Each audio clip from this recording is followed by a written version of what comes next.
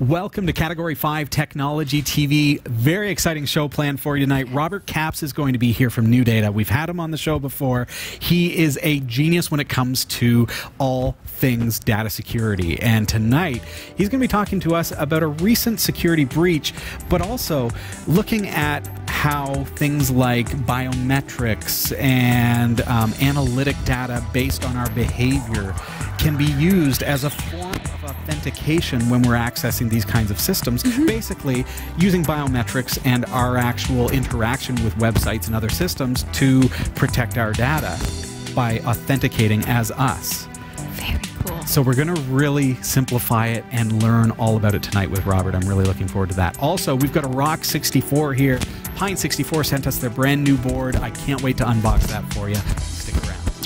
This is Category 5 Technology TV.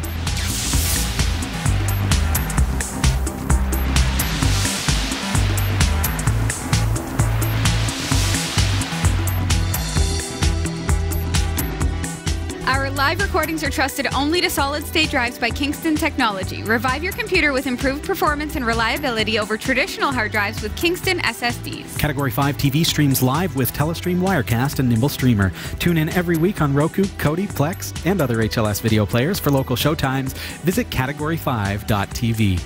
Category5.tv is a member of the Tech Podcast Network. If it's tech, it's here. cat5.tv/TPN and the International Association of Internet Broadcasters, cat5.tv/IAIB. Welcome to the show, Sasha. You realize that when the graphics are up, they don't see us, so He's they're like wondering why are you laughing? And yeah, he's reading. I was dabbing. Yeah, I was just randomly dabbing. Yeah, Hey. and I can't do that. I have to look at the paper to read. Oh yes. Because you're new here. That's right. When the teleprompter has my name on it and it glitches, I'm like, She's like, I am. Who am I? I am. Who am I? How have you been? Has it been a good week? It's been an awesome week. Yeah? First week with my new car. Your new car, has it been doing well? It's been doing well. The You got- furthest it's ever gone is here, Yeah. which is funny. So you've really racked up the kilometers on Yeah, it. I'm It's at up to like 30? 150 kilometers 150. now. Wow, Yeah. you've been really motoring around. I've been driving to and from work, and I went home on my lunch break one time. Yeah, cool. I can It's been just nice? do that. Nice having wheels, eh? So good. Yeah. It's nice to appreciate having them because for a lot of my life I had a car, and then for a little bit of my life I didn't have a car, just enough to reset my like gratitude button. Now I'm like super happy I have a car. It's incredible. If you don't have one, you should try it. I wish Amazon sold cars Yeah. because we are a partner with Amazon. And, you know, the kickback on that would be pretty all right. That would be not Pretty bad at all right. all. We need to partner with some car dealerships or something like that, Sash. That would be great. Too little, too late.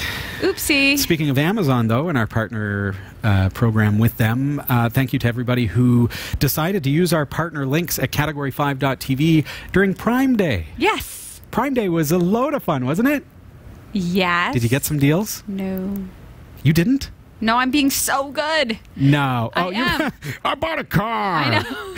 Being I'm being so there are good. so many things I wanted in Prime. Amazon did such a good job of making me want so many things that I had to stop turning off. Like I turned off the notifications. I'm like, I don't wow. want to want this because I do so badly. But I'm leaving for Newfoundland for next week, right? So I can't even order anything because I won't be here to get it, Oh, no. right? Well, So- it arrives by Friday if you ordered on Prime Day. Stop. There's still time, Sasha. There's still time. No, there's not. No, there's not. Prime Day's over. Yes. I did pick up an Elgato Stream Deck for Oh. Category 5 TV. Got it for $100 off, folks. Yay. And so I'm pretty excited about that because here in the studio, like I makeshift and I do pretty well. We've got our studio broadcast server way across the room, so I have to use some method of switching camera shots and things like that. So I've got this little guy in my hand here that allows me to do just that. It's just a Bluetooth keyboard for like $14 and it works, but my methodology is like a little note that says, okay, Sasha is S. Smart. Very complicated. Smart. W is the wide shot. And so sometimes I hit the wrong thing. Yeah. And it's not the greatest. So this Stream Deck is like, it's built for things like Telestream Wirecast, where you actually see a little clip of the shot and you can push the button and it will switch around. That is so it's like awesome. a really great extension. So that's really, really cool. So that brings me to also thanking our patrons and those who support Category 5 TV. Of course, as people are purchasing things through our Amazon links and our eBay links and all the other partners that we are partnered with, a portion of every sale, even though you're going to buy it anyways, you don't pay any more, but a portion of the sale goes to helping Category 5 TV so that we can do things like that, so that we're looking at a failed hard drive right now, or possibly a failing motherboard, and that concerns me a lot. And that is something that we're going to have to deal with. So your contributions, you're supporting us in any way possible through those links and things like that, really helps us to be able to deal with things as they come. And then being able to save $100 on something that we really do need here at the studio. Well, the good news is, really, I shop with the... But, thank you. But I'll be shopping when they're not on sale. So the percentage will be higher. Yeah. That's only because I really needed to stay on budget this No, month. I understand. I understand. The flight is... It's not easy to stay on budget during Prime Day. It's horrible. I got a couple of little miscellaneous things too. Like USB extension cords were all $2 off. Yeah. You know, so I got a couple of those because we need them, and, you know, various things that were all just discount. What almost got me, it was in my cart and then I removed it because I realized, because it's not a sale if you're not going to buy it anyway, you know, the whole adage, right? But I've been talking about wanting to get my DNA tested. And they have that on Amazon? They do that on Amazon? They have it on Amazon. What? And it ended up in my cart and I was like, oh, it's like half off. It was like $89 or something. Didn't we talk about how you shouldn't trust Amazon for some things like fire alarms and carbon monoxide detectors and solar glasses and maybe DNA tests? So I really want to get my DNA tested. I once had a dog. I got her DNA tested. That's how bad I want to get it done. I was like, well, let's see. You go first. I can't imagine how a DIY DNA test would work. I think spit into a tube for like a day. I just picture somebody on the other end fulfilling this order going, we tricked another one. I think the way the DNA gets tested, it matches you up with like relatives you didn't know you had. Okay. And it can solve murders. Apparently. Yes, it's happened before where they've been like, oh. Was that the Amazon kit though? Perhaps not. Really? Well, it was on sale. It almost happened. I didn't do it, though. So the Stream Deck is a real thing. Yeah, that's a smart choice. That Good makes job. sense. It just makes sense, doesn't it? Yeah. You want to say it? I want to say it, or do I want to talk about the contest? That's what I thought you were going to say. I do want to say it. Dead Effect 2 VR. We have it for you. And you can win it, and you can play Dead Effect VR with me because I have it, and I want you to be my friend. That would be so much fun. Yes. How can they win? They can win by emailing contest@category5.tv and letting us know who you're watching from, how you're watching. Really just tell us a little bit about you. You'll be entered into the draw to win. Bingo bango. You'll get it. I mentioned Patreon, cat5.tv/Patreon. Just before we hit a break, we're still working our way up. Thank you to all of our new patrons. Make sure you head on over to our Patreon profile. And if you can just give $1 per month, that's all it takes. And if everybody were to do that, or if a large portion, or if you were just to say $1 a month for Category 5 TV and everything that they do, and everything that they do for free, then please, would you consider doing that? And let's see if we can really have a rockin' month as we close out July. And August is going to be a strange month for us because we've got a lot of vacation time. You're away next week. I'm away next week. I'm going to be away sometimes, but you know me, I'll be here anyways. Somehow I'll find a way. We'll pre-record or whatever it takes. Exactly. I'll be here. I, however, will not. We do have to take a really quick break. When we come back, we're going to be joined by Robert Capps, and this is an interview that we've been wanting to share with you. Very excited about this as we learn about how biometrics and behavioral analytics and these kinds of technologies can be used to help secure our data. Don't go anywhere.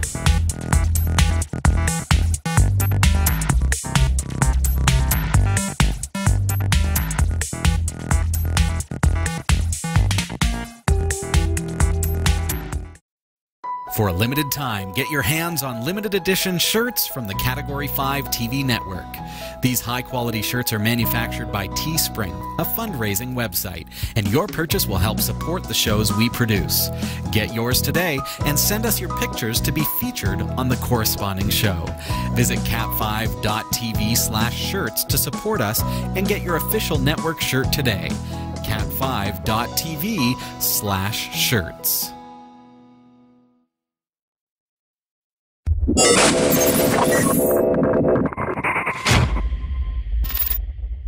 Welcome back. This is Category 5 Technology TV. Once again, tonight I'm joined by Robert Capps. You remember him from previous shows. He is a world-famous expert on data privacy. He is the VP and Authentication Strategist for New Data Security. Robert, it is so nice to see you again. Thank you. Thanks for the intro. Yeah. That was fantastic. Now, you were here. Now, it's hard to believe. I mean, time flies. It's been a year ago in February. You were here on episode 492, and we talked about something called two-factor authentication. And we realized through the course of that discussion, Robert, that two-factor authentication, while possibly a good strategy to data privacy, is not enough when it comes to protecting our data. Before that, we also had you on. We talked about a hack that occurred at a casino here in Ontario, Canada, and that was back on episode number 479 if you want to go back. But tonight, boy, oh boy, this one's big.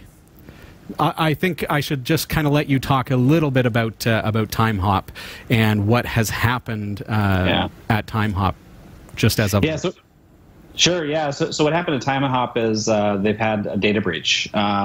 We've heard data breaches constantly in the news these days. It's every day you open the paper, or I guess those that get papers, you open your web browser and you see a lot of information about this company was breached, this company was breached, this company was breached. It's a daily occurrence. And at this point, there's more data out there on internet users than there are humans on the internet, or even on the planet, right? There are more records that have been released in data breaches than there are humans here on Earth. And so with that sort of numbers in mind, looking at what happened with TimeHop is actually not quite as big as some of the others. They lost 21 million consumer records. That's a drop in the bucket compared to some of the other organizations. But what was really impactful here is it wasn't just a name and an email address and maybe a password. It was a phone number, and it was a date of birth. It might have been their gender, their nationality, and those sort of data points. And that's a little more impactful when you think about how this data is used once it's stolen. Stolen data is often used for account takeovers. You know, if they get a username and a password, they go out and they try to log into a bunch of different websites across the internet and see where they work. That shouldn't work, except the consumers aren't real good about keeping unique usernames and passwords for each one of the sites they access. Now, Robert, you mentioned, and something that you hit on here is that we're seeing this happen over and over and over again. It seems a theme here at Category 5 Technology TV that we're constantly reporting on this site has been hacked, this user database has been compromised. Why is it that all of a sudden this is happening? Well, it's been happening for a long time. What we've seen is that the regulations being put out by different nationalities or different organizations are forcing the disclosure of data breaches in a much more profound way. And so where once these things got swept under the rug, we now have data breach discovery and disclosure laws on the books here in the U.S. There's a number of laws at the state level and federal level. Recently in Europe, we have GDPR, which really mandates that if there's any exposure to consumers' information, it has to be disclosed in a very timely manner. And this is actually one of the first breaches that's occurred publicly where GDPR played a central role in the timing of that breach's disclosure. And actually, interestingly enough, if you read the blog post TimeHop put out there, and let me say, they did a fantastic job catching the issue and resolving it quickly and getting the information out to their consumers. But what we did see is that there was a lot of confusion, and they talked about it in their blog post, about what do we need to do? How do we need to do this? There were lawyers involved over the weekend. It was the 4th of July week, and it was not always the way. It's always during a holiday. The staff has got the long weekend off, and guess what? And the smaller organizations tend to have fewer security staff, and if one of them is out on vacation, and it sounds like that happened on this situation as well, that can delay understanding the full scope of the issue, and that is what happened. They had to come out with a subsequent release saying that there were date of birth and other data points that were in the data breach that they found out after they started going and doing all of the forensics on the attack. Those situations, that happens. I've been behind the scenes during data breach recoveries, and you get in there and go, okay, well, we think the problem's here. And then you start looking, and it's over here too, and it's over here too, and you start culminating piece by piece the data that's been stolen. You get into a position where you can only disclose what you know, and you might have to disclose again and again as you find more and more information. That happened in this situation. And then in the news, it comes across as more, and we hear about it with Facebook, and it seems like more, and it just keeps happening. I'm not a TimeHop user, and so as someone who doesn't use TimeHop, and viewers are asking, how does this affect me?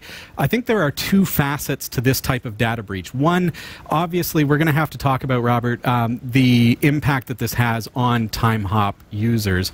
But for those of us who are not using that particular service, there's also the recognition and the understanding that we gain from these types of breaches that we really need to learn to secure our online profiles. We need to be a lot more conscious of our privacy and security. So we do, if you're watching this right now live and you're wondering, how does this impact me? Just keep in mind that, hey, this is one particular data breach, but I think that there are, what we're learning here tonight with Robert Capps is transcending TimeHop and into various platforms. It's a whole, it just keeps happening, right? We're going to hear about the next one tomorrow.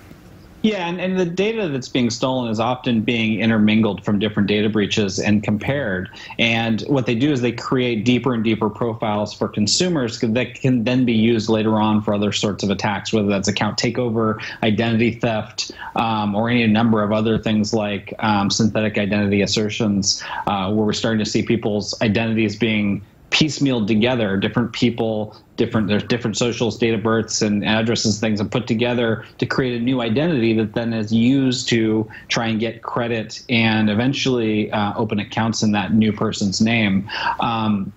That's a problem too, right? So, as more and more data gets out there, there's more and more useful data for the fraudsters to attack the financial and retail systems. And I think that's the kind of thing that we're starting to see here, is that this data is culminating together. Now they're starting to use it in different ways. What's particularly troubling about attacks on social media aggregation sites is that social media has a lot of contextual information that an attacker needs to understand their mark, their victim, the person they're going after.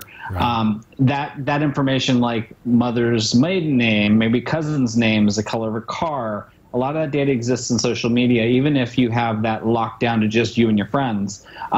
Products like TimeHop, and there's a number of other companies out there that archive social media or do other things with social media posts that you put out there. They have access to that information without having access to your logins. What happens is when you register your account with one of these aggregators, they reach out to the social media platform, they get a token to be able to do specific actions as you without having your username or password.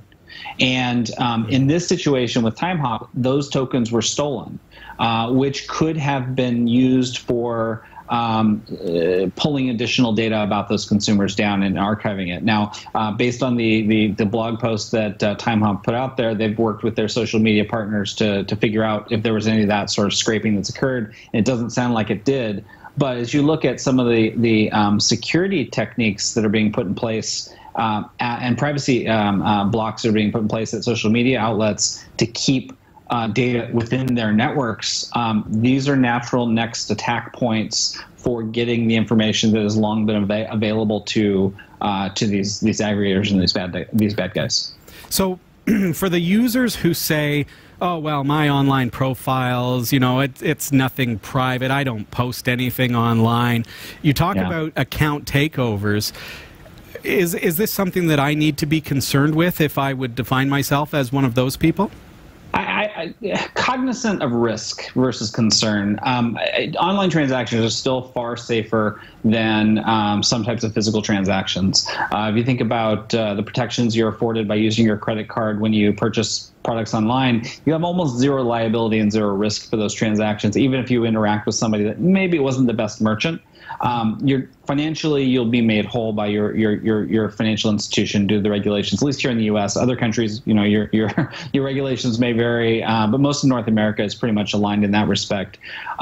What I think we're going to be seeing here, what I think we need to be discussing with consumers is taking the right steps to protect themselves. So, when a consumer logs into a new site or creates a new profile, don't use the same username and password they used at other sites. I know that's a tough one. Using password managers on your computer helps. I do have a friend who is ultra secure in his mindset. He has a password journal. It's a physical journal. He writes his passwords in, and when he changes them, he scratches them out for the next one. And the thing's always on him. Yeah. He never leaves it anywhere. But we're always told don't write your passwords down. I think some of that dogma that we've used over the years has really put us in a bad position when it's really forced consumers to do the wrong thing. And what they end up doing is the easiest thing, which is reuse of usernames and passwords. It is perfectly okay to write those things down as long as you keep them secure. It's perfectly okay to use digital password wallets on your computer or your phone as long as you maintain the security of those devices and you keep strong passwords on those password stores. They're going to be good tools for helping you keep your digital life straight and keep your accounts secure. Key accounts to keep control over: social media. You can be used to pull data about you and to impersonate you online. Bank account records, alternate payment systems, PayPal's and companies like that. Your email account. People don't understand that their email account is the gateway to their access to other sites. If you go and forget your password for Facebook, or you go forget your password for some merchant site, they're going to email you a new password.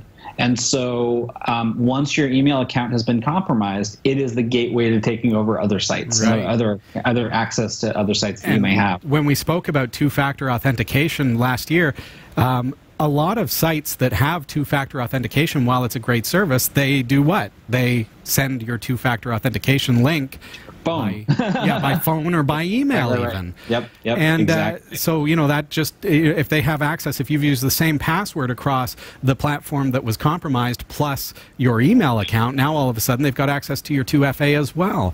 Right. So back to TimeHop. If I was a user of TimeHop, and there are viewers who are users of TimeHop, you mentioned that there was a lot of data stolen, and some of this is private information, stuff that you would rather keep absolutely private. What was actually stolen here? So name, email address, phone number, date of birth. They also had gender designation, and then there was the possibility of some nationality, or at least where you're coming from. What was also stolen were the tokens that were representative of the logins that you had provided to log into Facebook, whatever social media TimeHop was accessing on your behalf. The good news is that as soon as the identification of the issue happened at TimeHop, they invalidated all those tokens. And so that was the right thing to do. Yep. So as a user of TimeHop, you're secure. You should probably go and change your TimeHop password as normal, just in case something happened in regards to the passwords. There's no indication that's what happened, but good practice. Change your passwords, guys. And then you can reestablish your connection to your Facebook or whatever it happens to be. One thing to keep in mind, though, and this is actually best practice for consumers: go out there and check on your social media sites and see what has access to your social media. You'd be surprised. You go to Facebook, you go to Twitter, you go to the other platforms. Almost all of them have a way for you to go and look what applications have access to your data on the platform, and you can revoke it and you can remove, do those sort of things. get in a regular habit of going in and seeing what you have what has access to your data, and turn it off if you're not using it anymore. And in the cases where they've archived a bunch of data about you, you might reach out and ask for your data to be deleted if that's an option, or close your account if you're not using those accounts anymore, or whatever it happens to be. But for the most part, do a little spring cleaning here and there, and make sure that you're not giving up your data to just any organization because you forgot you gave them permission 6 months or a year ago. Right, and the other thing that we have to consider, I think, Robert, is that companies get bought all the time. Apps trade hands. And so if we've authorized an app to have access to our Facebook or our Twitter profiles, and then 4 years later we don't even use that app and we don't even remember having used that app, well, how do we know if the same company even owns it, if they're using it for the same purposes, but they still have access to all that information and our profile itself? So if two-factor authentication isn't enough, as we've established on the show previously, if usernames and passwords are simply not enough, what is next? What can we do as users, and what can companies do to help protect private information? Right. So, I can give you a little bit about what my organization does without pushing the sales button too hard. There are things you can do around consumer behavior. Right, they tend to come back and interact with the same sites at the same time as a day. They tend to use the same kind of computer, the same kind of browser. When they log in, they use the same cadence of keystroke. They're using the same username, the same password time and time again on that site, hopefully not shared anywhere else. They're using the same devices. They're coming from the same internet connection. There's enough data points about that consumer as they're interacting to make a judgment call as to whether or not it really is them that's logging in and not somebody that just happened to have their credentials. That in itself is enough to strongly protect consumers, I would say about 80 to 90% of the time. Oh, wow. Beyond that point, you really start getting into physical biometric verification, so iris scans, selfies, fingerprints, voice print. There's some other modalities of physical biometrics that are now becoming normal in use online for next point up or step up authentication. So are these ways to access accounts, or are these a form of two-factor authentication? Well, that's kind of one and the same. So for two-factor authentication, they are additional factors, albeit ones with more friction and take a little more consumer effort. So they should be saved for the points where frictionless authentication doesn't work or isn't appropriate. Like it's just there's not enough data to make a judgment call. You step up to the next frictionful experience for the consumer.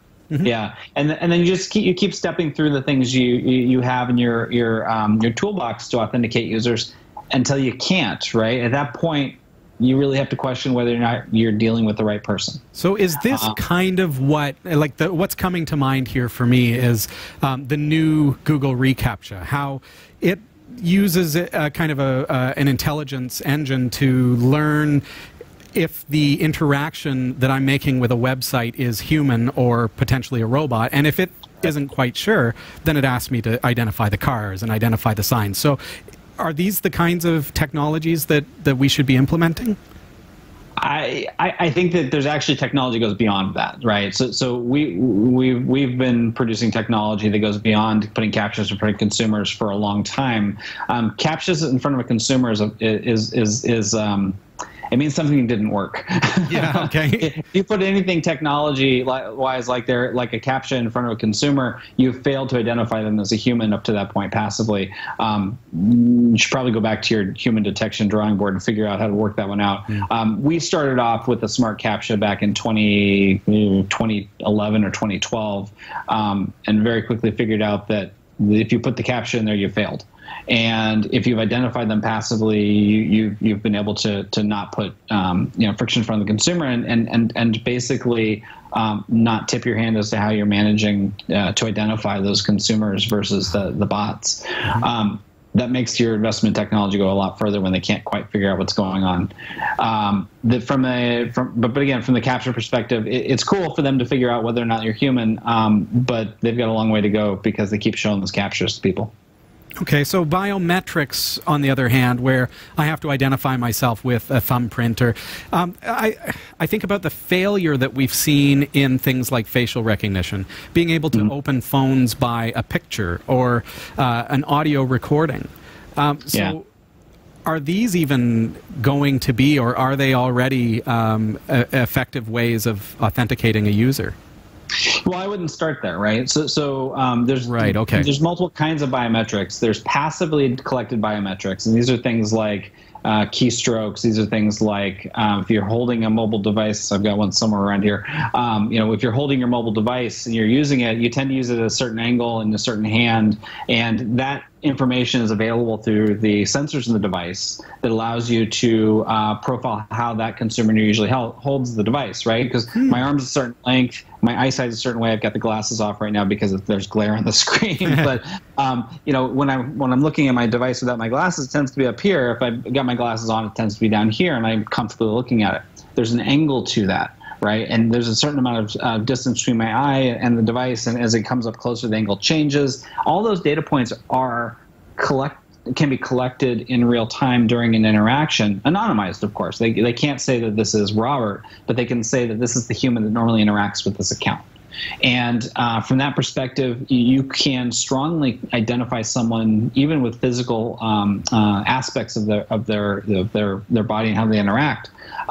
You can do that without violating consumer privacy or being creepy or anything else that goes along with that. But you can do it in a friction-free way that allows the consumer just to do what they want to do naturally without having to go to those multi-factor, fingerprints and iris scans. Right. Getting back to the question on using non-live recordings of those biometrics, that's a concern. And there are technologies that are being used to mitigate some of those issues in consumer electronic devices. So things like Face ID with Apple, they're projecting dots all over the face, and they're measuring the actual movement and the distribution of those dots on the face in order to make sure that you're actually a 3D representation of you. Oh. And so that isn't going to be subject to a photo being used to get around it, but it could be subject to a mask. Now, we saw that someone built a proof of concept mask, and they spent thousands, if not tens of thousands of dollars breaking Face ID. What they really did was prove that if you spend a lot of money, you could probably break a consumer biometric product.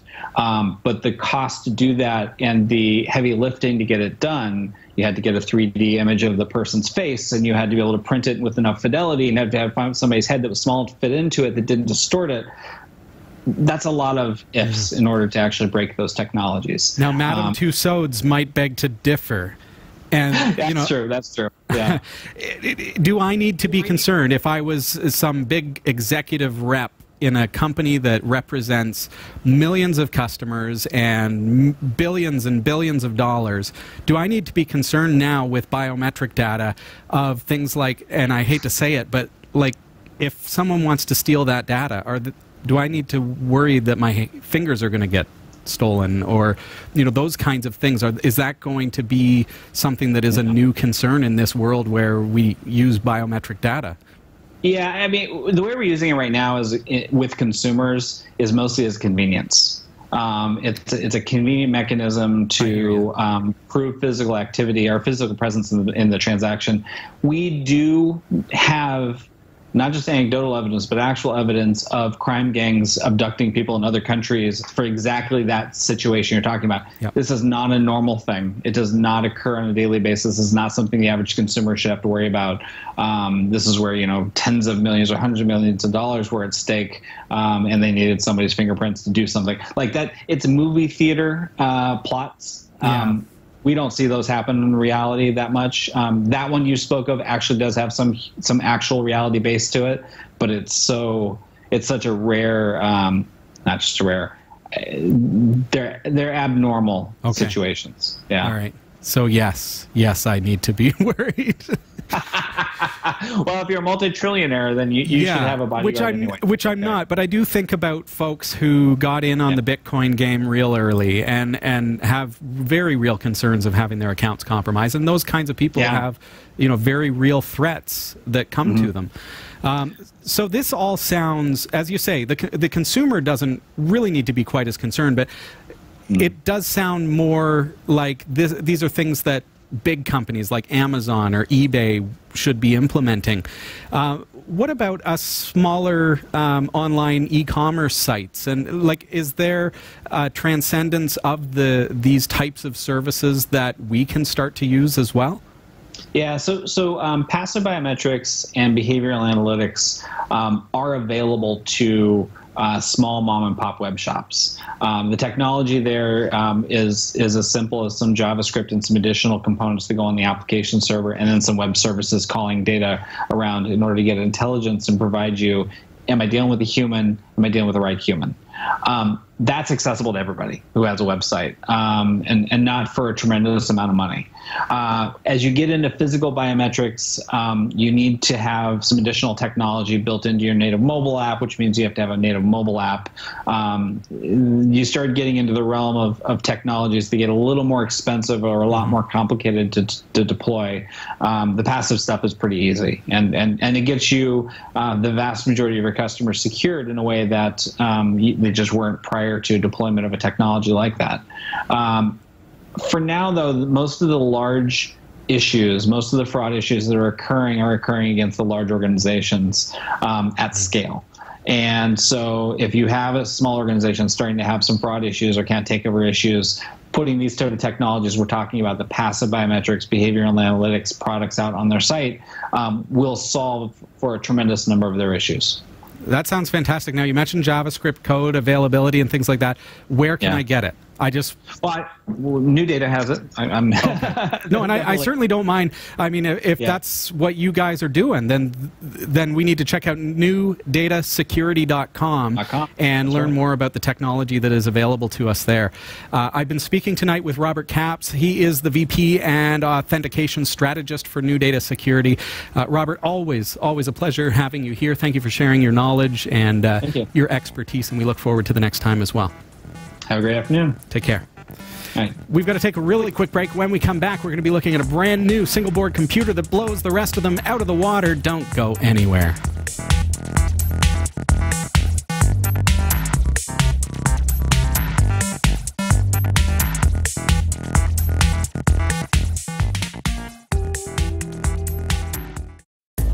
Whether you shop on ThinkGeek, GearBest, B&H Photo Video, eBay, or Amazon, or even if you want a free trial of Audible, you'll find the best deals and support the shows we produce by simply visiting the shopping sites you already frequent by using the links on our website.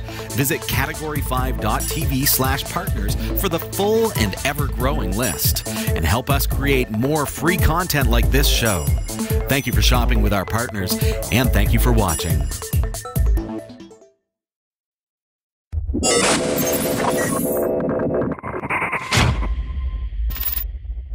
Welcome back. This is Category 5 Technology TV. Now, I've got to get all the way across the studio because we're about to unbox yet another SBC. I'm really, really excited about this one. Me too. But we're talking during the break there. How am I going to transition to over there? So you're going to have to talk to them about something, and I'm going to just grab my microphone and run. I know, it makes me so nervous. We'll just talk about how nervous. Yes. Okay. We're just going to end up talking about how nervous I am about doing the transition, but not at all nervous about doing another unboxing because it's my absolute favorite thing we do. Okay, I'm in. I'm glad you like it. Ready? Yes. Let's get right into it. Now, we're looking at the Rock 64 today. This is from Pine 64. You remember them from last week's show. We looked at the A64 LTS. Now, this week we're looking at this credit card-sized board, so half the size easily, and pretty close to the size of a Raspberry Pi, I would say. We're going to find out when I measure it there. This one... Should we just get into the box? Yes, because this is an unboxing, right? I'll talk while I unbox. Here we go. So it kind of actually has a reminiscent look to a Raspberry Pi, if you will. Let's get in here. The Rock 64 is Are you ready for this, Sash? I am. 4K, Cool. 60 frames per second. It's got full-sized HDMI. We've got an AV port there. We've got gigabit Ethernet. Wow. Okay. This has got a 4-core processor. It's the ARM Cortex A53 64-bit processor. And, are you ready? Oh, I keep saying, I'm excited about this, Sash. This one comes in 3 different models. They all look pretty much the same, but there is a 1 gig model, which would put it on par memory-wise. So I'm talking about the RAM here. Would put it on par with the Raspberry Pi 3B Plus as far as the memory goes. There's a 2 gig model, which puts it on par as far as the capacity of the memory goes with, say, an XU4. And there is a 4 gigabyte model. It's DDR3 1600 megahertz RAM. And let's get a look at the board itself here. So we've got a micro SD port at the bottom here. This is for your micro SD card, which is pretty traditional for these small single board computers. I've got the 4 gig model. Yes! And then on this side, once again, we end up with an eMMC interface. So that, again, is a different type of storage from the micro SD. It's more reliable, it's faster, and it's just a chip that we can snap right onto the board there. And this device already has Android 7.1 available for it. It's got a Debian installation that's available for it, Yocto, which I haven't seen, and a lot more are coming. Now, this is a brand new board, so we're going to see a lot of distributions coming out on this over the next little while. It has, you can see a couple of different GPIOs here. So we've got the Pi 2 bus, we've got the Pi P5 Plus bus, we've got... Can you move that a little bit closer to the ruler just for me? You want me to see? Yes. Am I out of the frame? A little Can bit. you guys see this? Look There at the we go. GPIO there. Thanks, Sasha. Okay, I can't see it like you see it. I'm seeing this live, and I want to bring it closer to me. Okay, we've got USB 2.0. We've got 2 of those.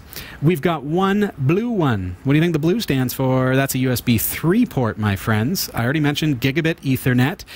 And, of course, just like you would expect with the GPIO that's available on this board, we can do all kinds of things with this. If you're a maker, if you want to add some sensors to it or other devices connected to this device, you can do that. Got a couple of other cool little things here. First of all, on board, we have a power and reset button. That's built right into the to the circuit board here. And there's also a restore button as well. And once again, before I get to the barrel jack, this is kind of interesting. This looks cool. We've got the infrared sensor built right in as well. And over here is the barrel jack. That's a 3.5 millimeter barrel connector, which is incidentally the same as the one that we've reviewed in the past. So 5 volts, 3 amp, and that's going to take it just like that. So that's where you get your power from. There's no micro USB to be finicky or anything like that. What do you think of that? I love it. Beautiful. Not a lot more that I can tell you on an unboxing video, but it looks well built. I'm excited about it. Got a heatsink I'm going to put on it. Let's get the measurements for you. How am I in the frame? Good now. Fantastic. All right. This way, we've got 5.5 inches. That can't be right. What are these measurements, Sasha? That's one crazy ruler, Robbie. That is one crazy ruler. Maybe There we go. Bring it a little bit Maybe more it's like towards not you. metric. Bring it up. Yeah, there we go. That'll be Thanks. easier to read. Okay, 2 inches. I'm like, that is not 5 inches. Wow, 2 inches and 3 millimeters, 4 millimeters, give or take. This way, I don't know what measurements these are. I'm going to have to look at this off the air. Maybe it's like we work in metric. This is all, oh yeah, it's centimeters. Cool. And this way, we are 1, 2, 3.25 inches and maybe a millimeter or 2. There you go. So roughly the same size as a Raspberry Pi 3. In this box here, got a nice little case for it. Can these devices be powered over PoE? This one, I don't believe has PoE, as a matter of fact. but you could, I suppose, do a PoE splitter. You could buy a splitter that has the correct barrel adapter and power it that way. So we've got these kind of risers. Once again, similar kind of design to ones we've looked at in the past from Pine 64. So the board is going to go right on there. Then we've got the riser that goes up there. And then the plexi with the Rock 64 logo this time goes right up there. There you have it. So sharp. Beautiful. I can't wait to fire that one up as well. We're gonna have to put these things head to head. And this one with 4K 60p and a very nice processor and 4 gigs of RAM and eMMC and USB 3. We're going to need to put some games on there as well and see how it performs with RetroPie or something like that. Now, we are going to need, if you want Bluetooth for controllers or something like that, you're going to need a Bluetooth dongle or possibly a Wi-Fi dongle if you want to get it on Wi-Fi instead of using Gigabit Ethernet. But this is a great-looking maker board. Can't wait to fire her up. I'm going to head back over. I love that. That's awesome. Get you plugged in. There we go. Super. I'm back. Yay. How do you like that? Ooh, baby. Yeah. I'm getting excited about how SBCs are progressing, getting better and better all the time. And we're starting to see these little itty-bitty things that have very similar power to what we would want in a decent set-top box or TV, computer for multimedia and gaming, for even a desktop PC that, you know, we can strap it onto the back of a monitor and boom. So cool. Loving it. Hey, are you ready to head on over to the newsroom? I am indeed. Swell. Let's do that. Okay. You know, we're pushing all kinds of buttons tonight. We're making this happen. There you go. Will you be the controller? Oh, would you like of me words? to? Yeah, I Sure. prefer that. Yeah, I push all the buttons. Please push the buttons. I do it wrong sometimes. Here are the stories we're covering this week in the Category 5.tv newsroom. Engine maker Rolls-Royce designed a new propulsion system for a flying taxi, which it says could take to the skies as soon as early next decade. Shoppers in the U.S. and elsewhere struggle to access Amazon's website as one of its biggest annual sales, Prime Day, went underway on Monday. A solar plane, which can stay aloft for weeks at a time, is to be manufactured by Airbus in the UK, and the Atari VCS console runs a custom Linux distro called Atari OS. These stories are coming right up. Don't go anywhere. Jeff Weston, Yeah, man. you're building a brand new, beautiful website, What? aren't you? No. Am I? Oh, you're a terrible actor. What? This is where acting comes into play. Oh, I didn't know we were acting. You're supposed to act. Okay, fair enough. All right. Yeah, I'm building a really cool website. Are you building a really cool website?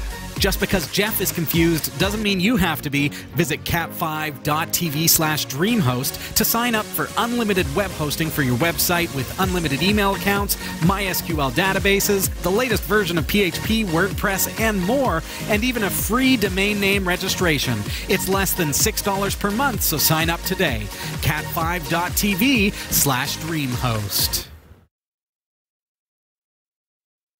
This is the Category 5.tv newsroom, covering the week's top tech stories with a slight Linux bias. I'm Sasha Rickman, and here are the top stories we're following this week. Engine maker Rolls-Royce has designed a propulsion system for a flying taxi, which it says could take to the skies as soon as early next decade. The British firm said that it has drawn up plans for an electric vertical takeoff and landing vehicle which could carry 4 to 5 people. They claim the vehicle could travel at speeds of up to 250 miles per hour for approximately 500 miles. Rolls joins a variety of other firms in seeking to develop flying vehicles. Speaking ahead of this week's Farnborough Air Show, Rob Watson, head of the company's electrical team, said, "We are well placed to play a leading role in the emerging world of personal air mobility and will also look to work in collaboration with a range of partners." Airbus, Uber, and a range of startups, including one called Kitty Hawk, which is backed by Google co-founder Larry Page, have all announced projects. So, That means that we're going to have flying taxis. It's really happening. They're actually building this stuff. This is mind-boggling cool for me. And I'll tell you why. And it occurred to me just kind of out of the blue that it means that we could put less roads down if we had the flying cars. You know, I've Right? never had that thought. That's really interesting. So it would save money, firstly, in infrastructure, but it Yeah. also means less roads means more trees, which means more health to the earth, which is a huge big deal. Right? Yeah. If we And I guess with autonomous vehicles being the next big thing, they're going to know the coordinates of other flying taxis and things like that, or whatever Right. they may be. Right. This is just the start of it.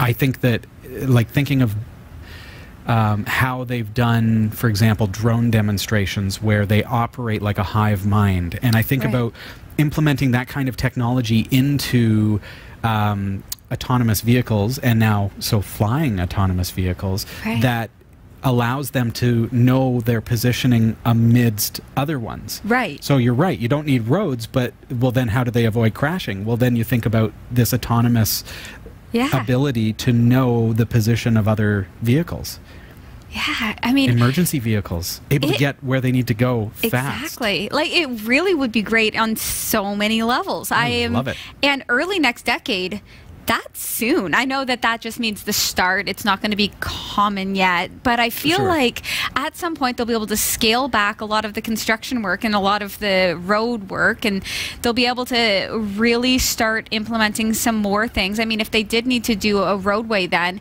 it would be easy to do something like one of those solar roadways, right? Because they're going to have to put less money in. See?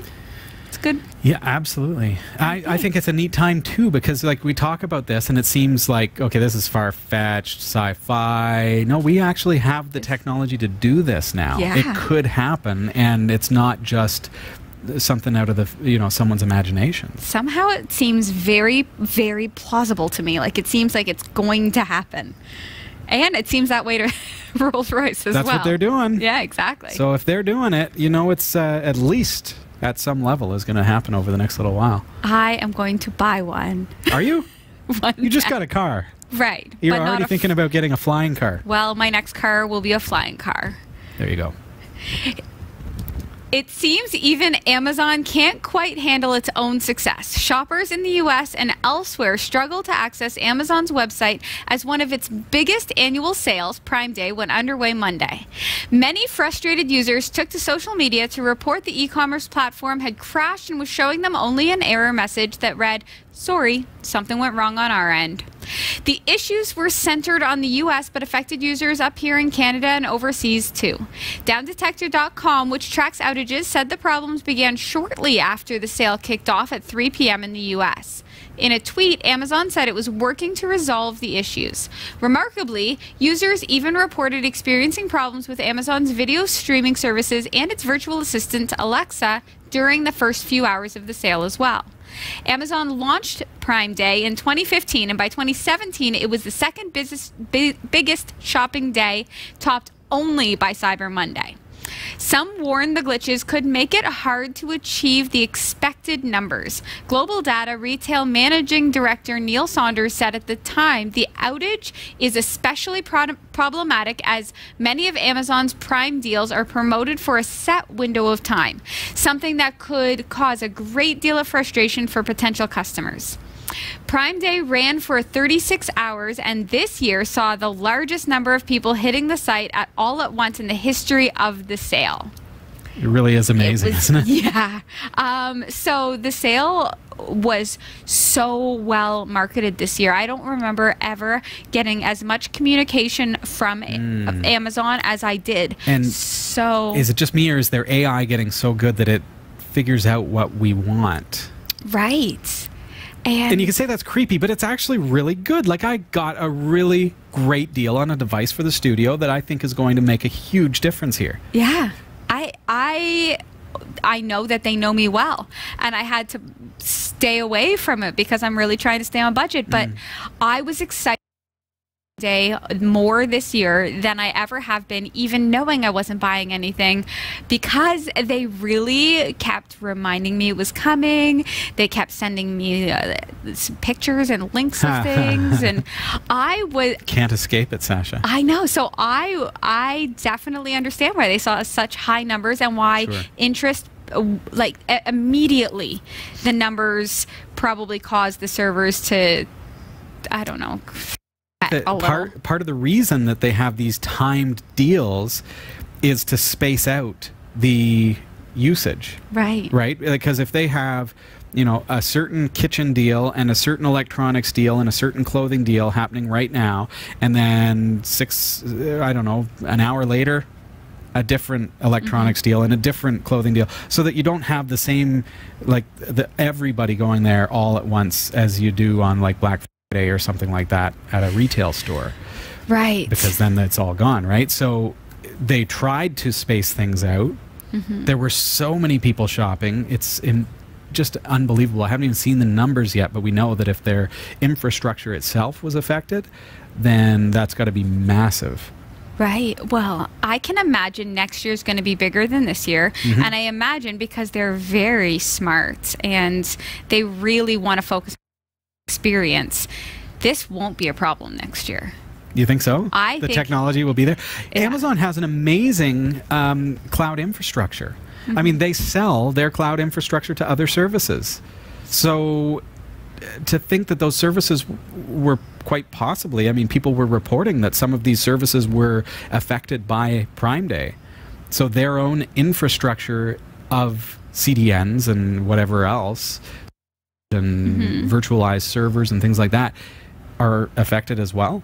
So, you know, what do? Throw more power at it? Throw more storage? And they'll do more something. bandwidth? It'll be a news story before Prime Day next year, what they're going to do for Prime Day. How do you make Amazon CDN bigger? How do you make it more powerful? It's got to happen. It's going to. It's going to have to. If you can't beat them, join them.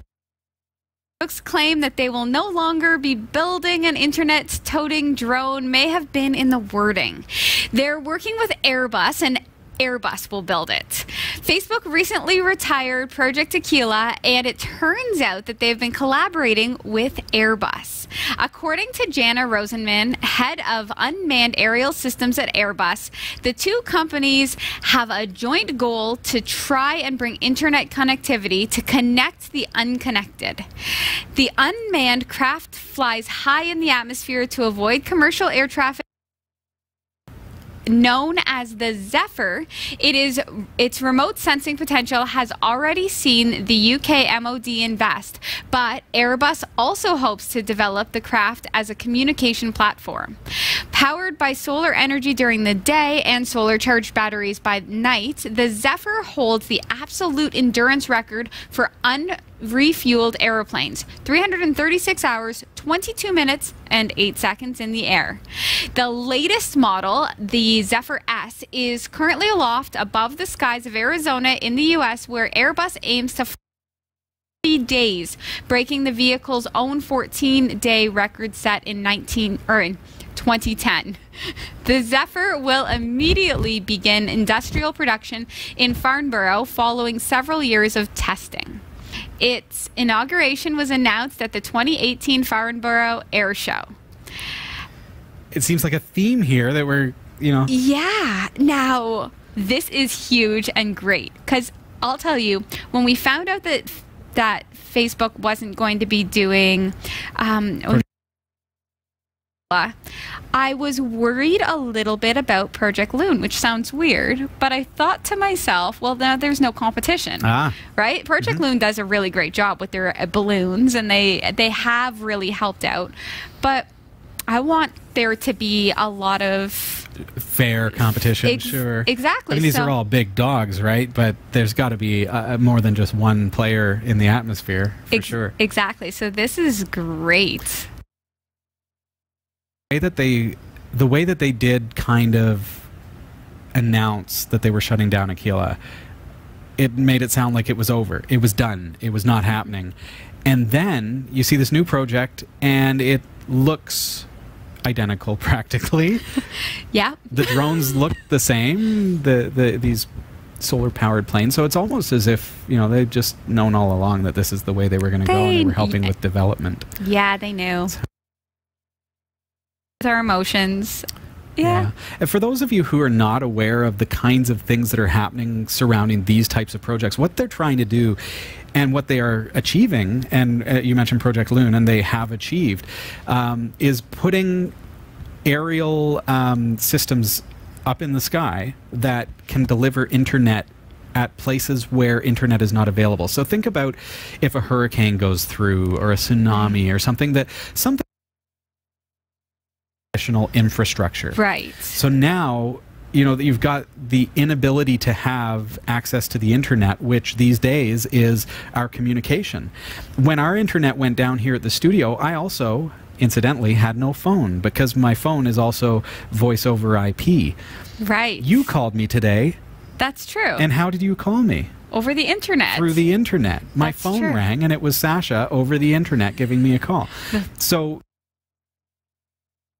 these drones, or whatever it may be, up in the atmosphere, they're then relaying the internet to these places where currently maybe they don't have high-speed internet, or maybe for some reason the infrastructure is unable to support it at that time. And how else, really, would you be able to shop for anything on Prime Day and let everybody on Facebook know that you've done it, but for the fact that you have internet everywhere you go? That's their intention, right? That's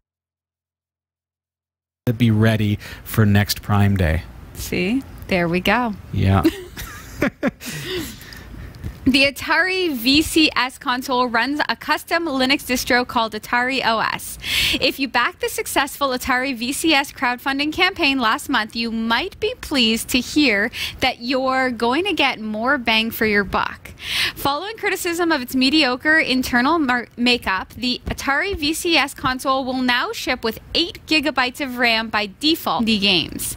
The RAM bump is just one of several bits of new information revealed through a Q&A blog post from team newcomer Rob Wyatt, best known as the brains behind the original Xbox system. His more direct approach helps to wave away some of the vagueness and uncertainty that continues to surround the system.